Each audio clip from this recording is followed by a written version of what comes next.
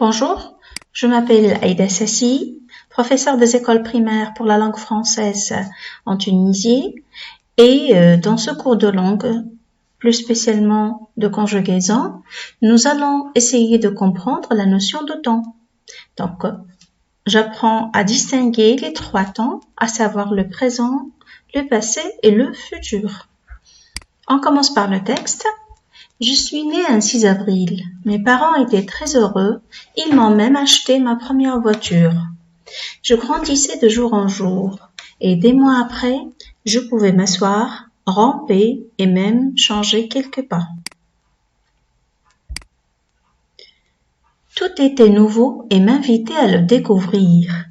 Je grandissais à mon rythme.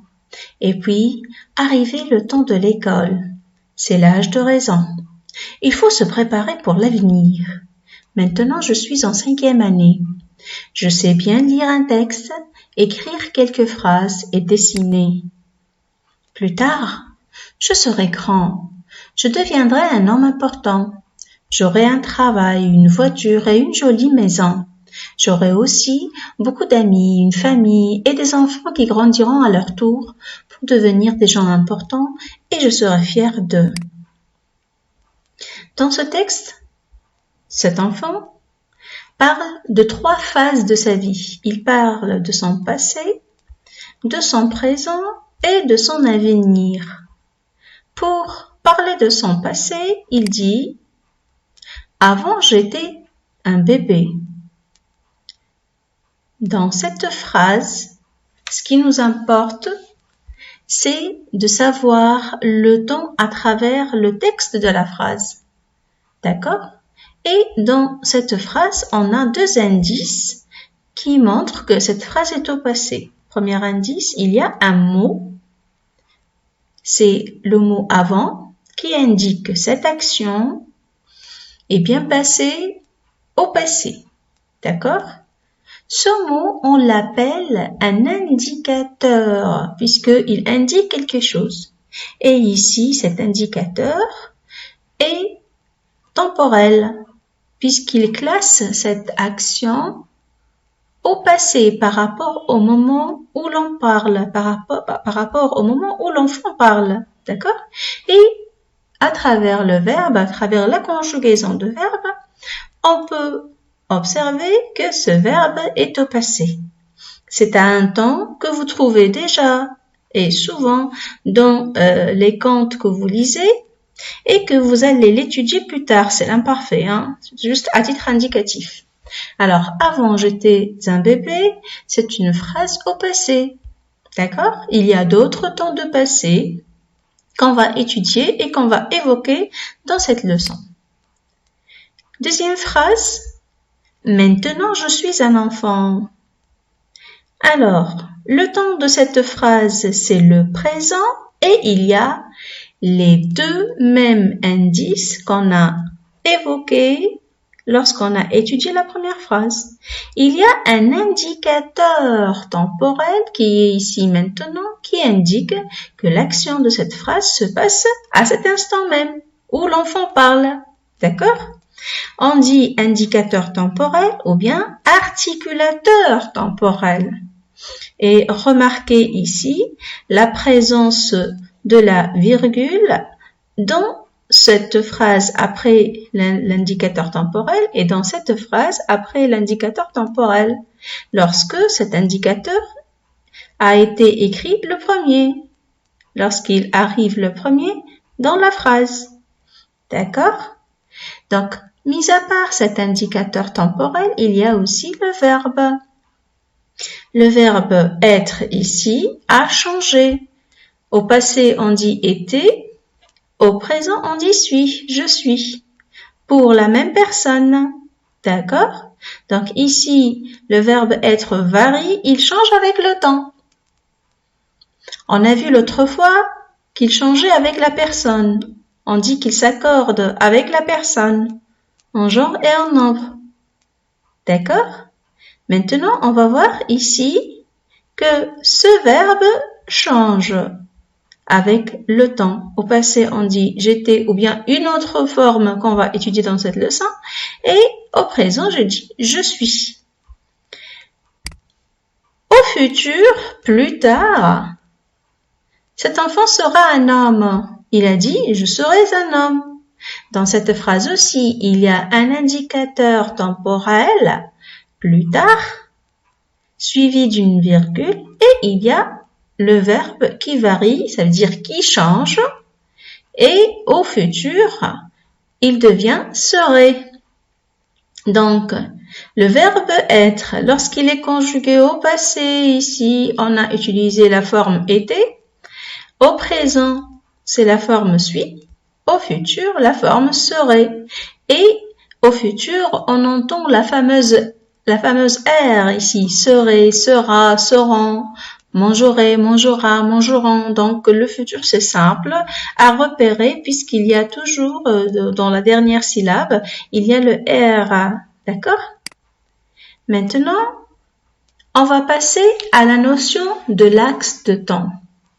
Pour classer les actions, ça veut dire les événements qui passent, on trace souvent une ligne imaginaire qu'on appelle l'axe de temps.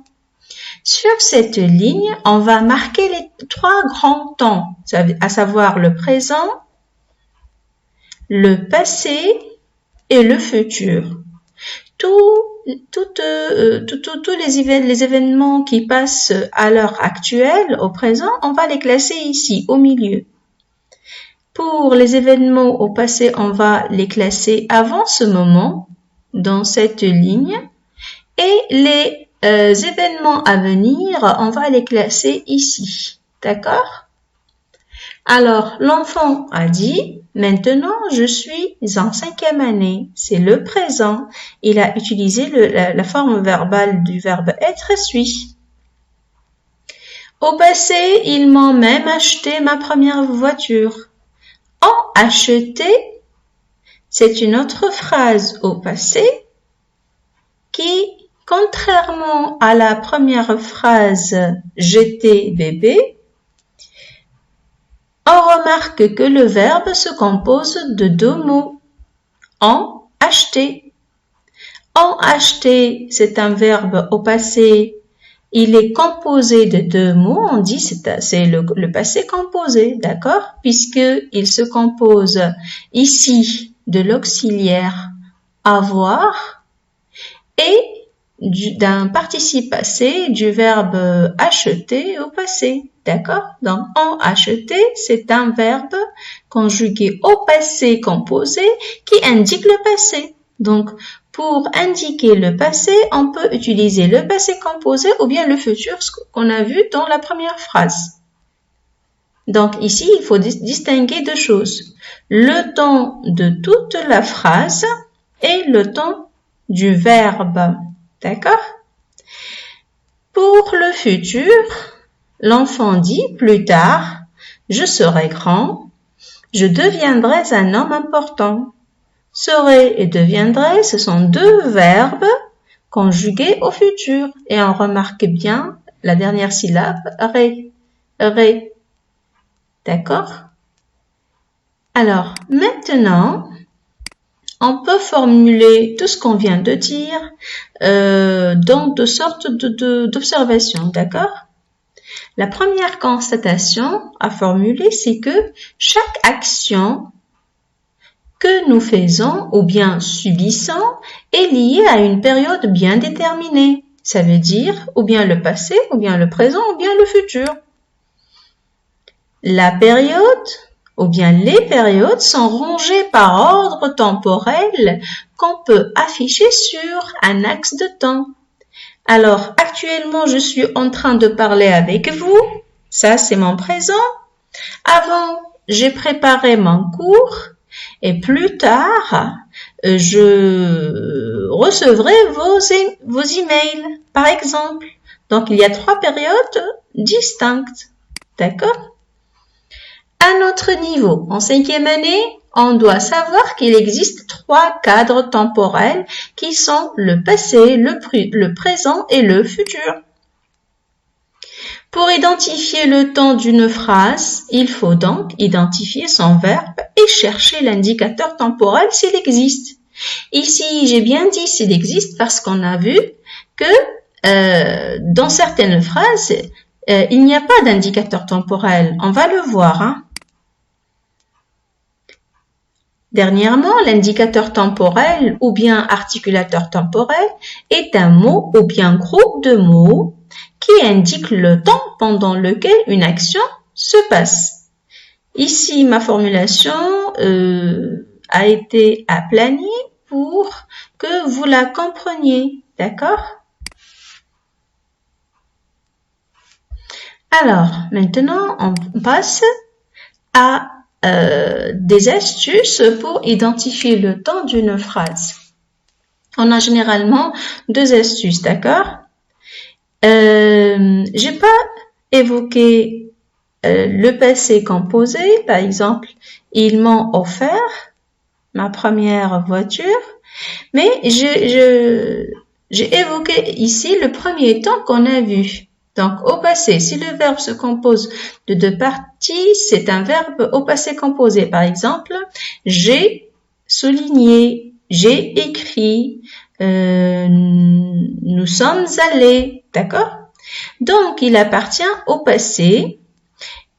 Et lorsqu'il se termine par AIS, AIT, AIENT, que vous déjà lisez souvent dans les comptes, ça aussi s'appelle un temps de passé. Ce temps-là, vous allez l'étudier plus tard. Alors, pour les formes verbales des verbes au présent, vous êtes familiarisé déjà avec ces formes. Donc, les verbes être, avoir et tous les verbes du premier groupe, vous les avez étudiés au cours de la 3e et 4e année. Pour le futur, si la terminaison du verbe contient la lettre R, la dernière syllabe, exemple partirez, mangeront, dormiront, c'est un verbe conjugué au futur. Donc, ces remarques sont faites pour les verbes. On va maintenant voir du côté des articulateurs temporels, d'accord? Donc, l'année prochaine, tu seras en 6e année. À travers cette activité, j'explique, il faut classer ces 4 phrases dans ces boîtes. La première, c'est pour le passé, la deuxième pour le présent et la troisième pour le futur. Donc, on va appliquer les deux astuces que je viens d'avancer, à savoir identifier l'articulateur temporel et identifier le temps du verbe. D'accord? Alors, pour les articulateurs temporels, je vous ai proposé la couleur bleue. Et ici, les 4 articulateurs temporels sont suivis d'une virgule. D'accord? C'est ça, cette remarque, vous devez la retenir.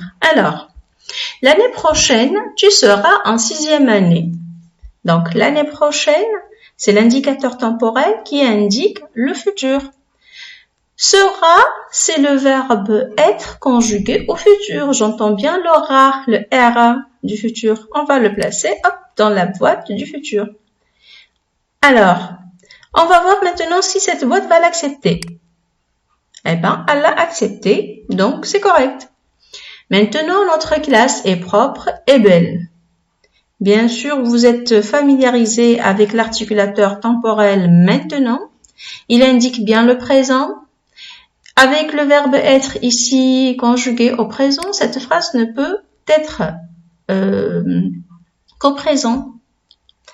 Avant tout, on va passer à la deuxième phrase. Hier, nous avons décoré notre classe et on voit ici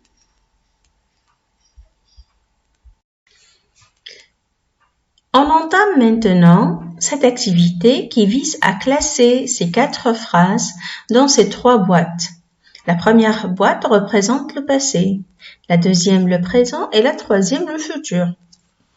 Et on va appliquer ce qu'on vient de dire, à savoir les astuces qui nous permettent d'identifier les temps. Alors, dans la phrase, on doit s'intéresser à 2 choses, l'articulateur temporel et le verbe. D'accord ? Donc, l'année prochaine, tu seras en 6e année. Dans cette phrase, on remarque la présence de l'indicateur temporel l'année prochaine, suivi d'une virgule, puisqu'il est au début de la phrase. Cet articulateur désignait bien le futur, l'année prochaine. D'accord? À travers ce mot prochaine. Et il y a le verbe être conjugué au futur, sera. Donc, on entend bien le fameux R à la dernière syllabe de ce verbe. Donc, cette phrase ne peut être placée qu'à la boîte du futur. Voilà. Et la boîte l'accepte bien. Donc, c'est correct. Hier, nous avons décoré notre classe. Dans cette phrase aussi, il y a 2 indicateurs qui indiquent que cette phrase est au passé.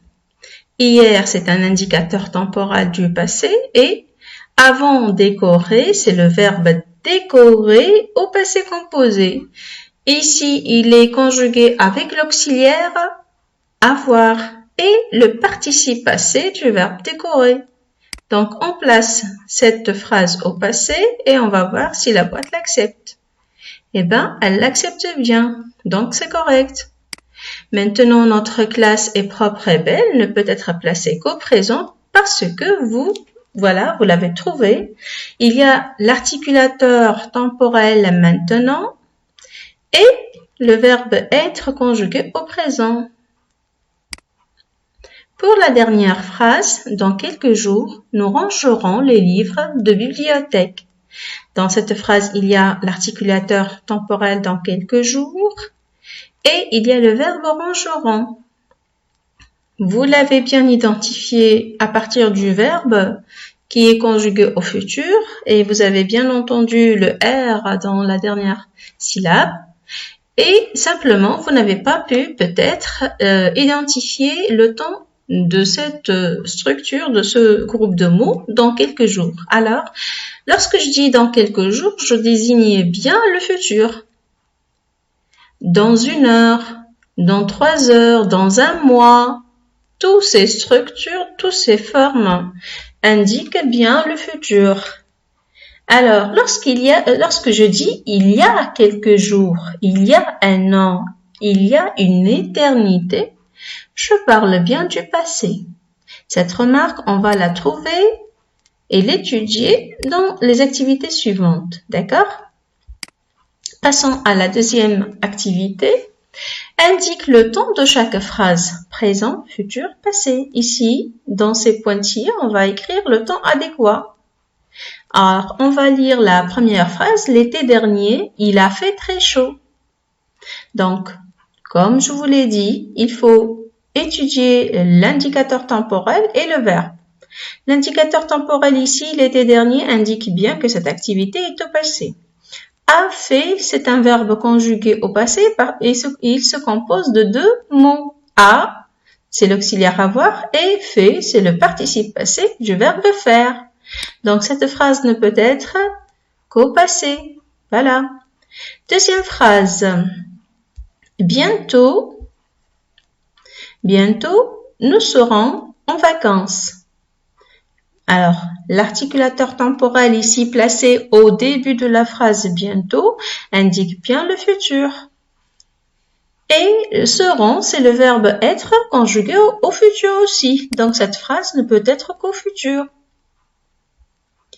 Alors, la souris ici me gêne puisqu'elle se bloque parfois. Bon, on va lire la troisième phrase. Tous les matins, je vais à l'école à pied. Tous les matins, c'est un articulateur temporel qui indique le présent. Et V, c'est le verbe aller au présent. Donc, c'est le présent. Est-ce que vous avez planté des arbres dimanche dernier? Ici, on remarque 2 choses. C'est une phrase interrogative, à la forme interrogative. Et ici, l'articulateur est placé à la fin de la phrase. Donc, est-ce qu'il y a une virgule ici? Non. Alors, la virgule, on la met entre l'articulateur temporel et le reste de la phrase lorsque l'articulateur temporel ou bien l'indicateur temporel est placé au début de la phrase. Lorsqu'il est placé à la fin de la phrase, on l'enlève, d'accord? Donc, dimanche dernier, je reprends, c'est un indicateur temporel qui indique le passé. Maintenant, on va voir le verbe « avait planté ». C'est un verbe composé de deux parties. La première partie, c'est l'auxiliaire « avoir ». La deuxième partie, c'est le participe passé du verbe « planter ». Donc, c'est un verbe passé. Donc, le temps de toute la phrase, c'est le passé. Alors ici, le temps du verbe, je reprends. Le temps du verbe, c'est le passé composé, puisqu'il est composé de deux parties. Et le temps de toute la phrase, c'est le passé. Donc, on peut pas dire le temps de la phrase, c'est le passé composé. Non, le passé composé, c'est le temps du verbe. Le passé, c'est le temps de toute la phrase. Dernière phrase, en ce moment, les élèves ne sont pas dans la cour. Comme vous l'avez repéré, en ce moment, c'est l'articulateur temporel, l'indicateur temporel qui indique le moment du présent et sans, c'est le verbe être conjugué au présent. Donc, cette phrase ne peut être qu'au présent. Donc, dans les phrases, pour savoir le temps de la phrase et pour l'indiquer, il faut bien étudier le temps de la phrase, s'il est avant ou bien au milieu, il peut être au milieu, ou bien à la fin de la phrase. Et on va étudier la variation, le changement des temps. D'accord? Maintenant, on va passer à l'activité suivante et dans cette activité, on va s'intéresser aux indicateurs temporels. On va ajouter l'indicateur temporel adéquat. On a 3 phrases et l'indicateur sera placé au début avec la fameuse virgule ici. Et on doit choisir parmi ces 3 indicateurs. On lit les 3. Alors, il y a 1 heure, dans 2 heures et maintenant. Vous savez tous que maintenant, c'est un indicateur temporel du temps du présent. Alors, il y a une confusion entre ces deux termes. Il y a 1 heure indique bien le passé. Voilà, je vous le dis. Dans 2 heures indique bien le futur, oui. Donc, ici, on va lire la première phrase. Je fais mes devoirs. Donc, ici, on doit s'intéresser au temps du verbe. Ici, je fais, c'est le temps du présent. Je fais, tu fais, il fait, etc. Donc, je ne peux utiliser que l'articulateur temporel maintenant. Je regarderai la télé. Je regarderai la télé. On entend la fameuse R à la dernière syllabe. Donc ici, le verbe conjugué au futur. Donc je dois choisir dans 2 heures. Voilà. J'ai pris mon goûter. Ici, le verbe prendre est conjugué au passé composé. Donc cette phrase ne peut être qu'au passé. Et elle s'accorde bien avec cet articulateur temporel il y a 1 heure. D'accord? On passe maintenant à cette activité et dans cette activité, on nous demande d'écrire, de choisir un mot dans chaque colonne et d'écrire des phrases pour former un petit paragraphe. Alors, on a 4 boîtes. Dans la première, il y a l'articulateur ou bien l'indicateur temporel. Maintenant, avec sa virgule, dans quelques jours avec sa virgule, il y a 1 mois avec sa virgule. Maintenant, c'est le présent. Dans quelques jours, c'est le futur. Et il y a 1 mois, c'est le passé. Donc, ici, le groupe nominal sujet Eric, ou bien les rosiers, ou bien le petit garçon. Le verbe, ou bien les verbes à planter. C'est un verbe au passé composé puisqu'il se compose de 2 parties. L'auxiliaire avoir et le participe passé du verbe planter. Cueillera, c'est le verbe cueillir au futur. Et fleurisse, c'est le verbe fleurir au présent. Donc pour les compléments, on a premier complément pour les offrir à sa mère. Les roses, des rosiers.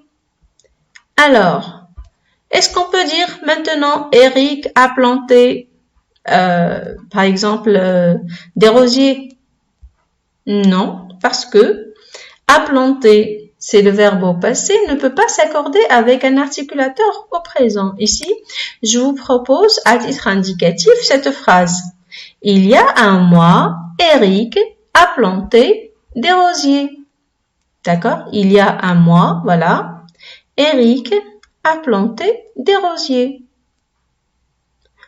Donc, je vous invite à écrire une phrase avec le verbe conjugué cueillera et fleurissent. D'accord?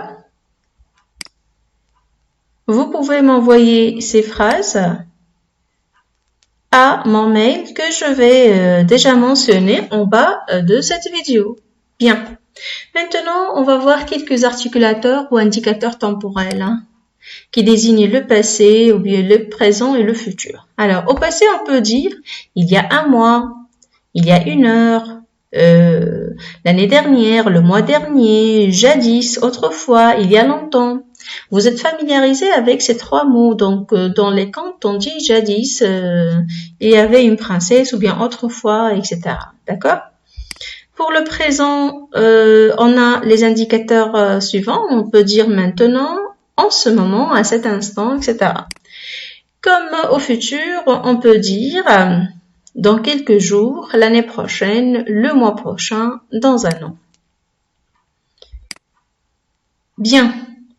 On arrive maintenant à cette activité qui est consacrée au verbe. On va placer ces verbes conjugués dans la case adéquate. Donc, je vous ai déjà évoqué quelques astuces pour savoir le temps des verbes. Maintenant, on va voir ces verbes-là. Je vais les lire. Ensuite, on va faire cet exercice. Visiteront et dessiner, manger, allant visiter, avant visiter, écrit, a lu. Bien. Alors, certainement, vous avez identifié quelques verbes et il y a deux verbes qui font, qui posent problème. Quand est-ce que j'emploie allant visiter et quand est-ce que on emploie avant visiter? Alors, regardez la formation de ces deux verbes. Allant visiter est formé par un verbe. C'est le verbe aller conjugué au présent et puis l'infinitif du verbe visiter.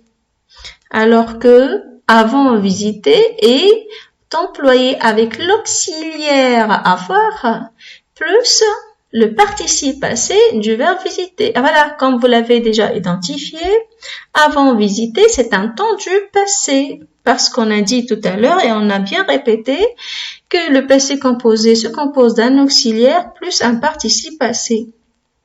Donc, allant visiter, a priori, n'est pas un temps du passé et on va le voir dans cette activité. Donc, on va classer comme d'habitude ces verbes-là au passé, au présent et au futur. Et on a ici 3 bacs. Alors, visiteront. Oui, bien sûr, on entend le R ici à la dernière syllabe. Donc, c'est un verbe du futur. On va le placer et bien, il est bien placé.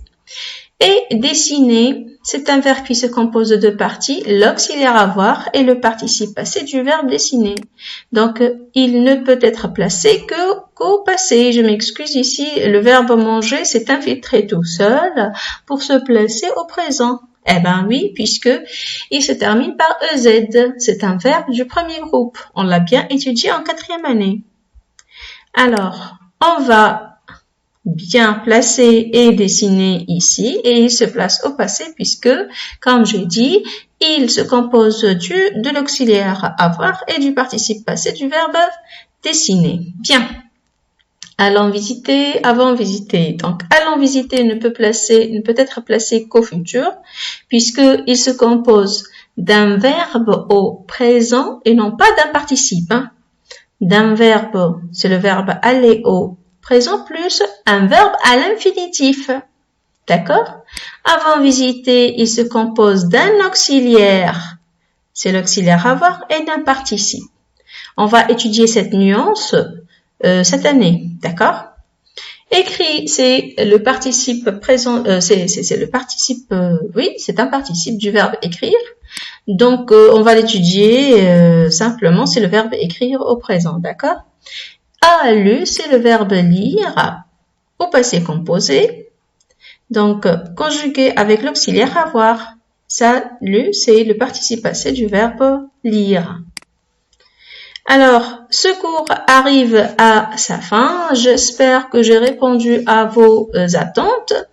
Et si ce cours vous a plu, je vous invite à regarder ma chaîne YouTube, à la liker et à s'abonner si vous êtes intéressé.